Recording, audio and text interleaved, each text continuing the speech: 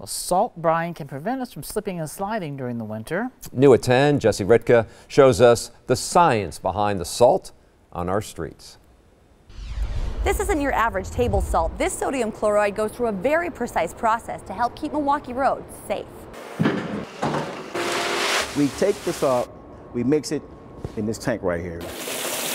Excel Golden is one of Milwaukee's brine masters. It is a splashy job. A splashy job that involves science and a very specific amount of salt. These are recirculating lines. Okay. This is where the water goes through the salt, mixes it in that tank.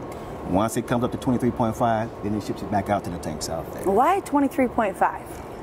Well, that's the proper measurement for where the salinity of the salt won't actually freeze up on the streets. Too little salt and the roads will freeze up.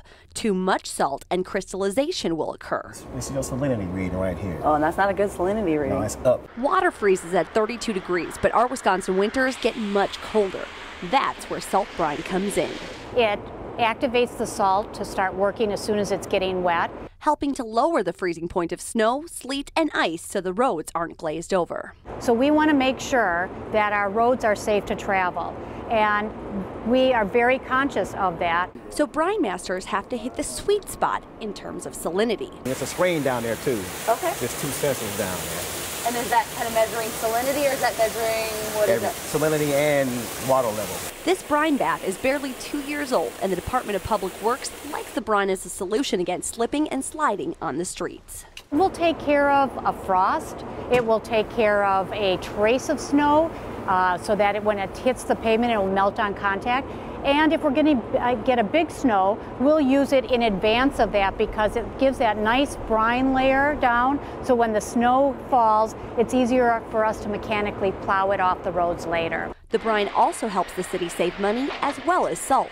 If you put dry salt down on pavement, 30% of it might bounce underneath the parked cars. So this keeps it from bouncing less and actually staying where we need it, which is the driving lanes. A win-win heading into the official start to winter. Every snow event is different, as you know.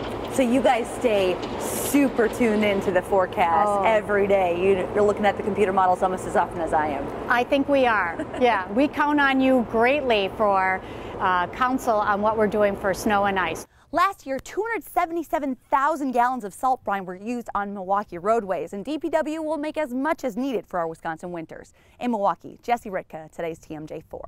Now, the salt brine is most effective when temperatures are above 15 degrees. Anything colder than that, DPW will use salt treated with magnesium chloride.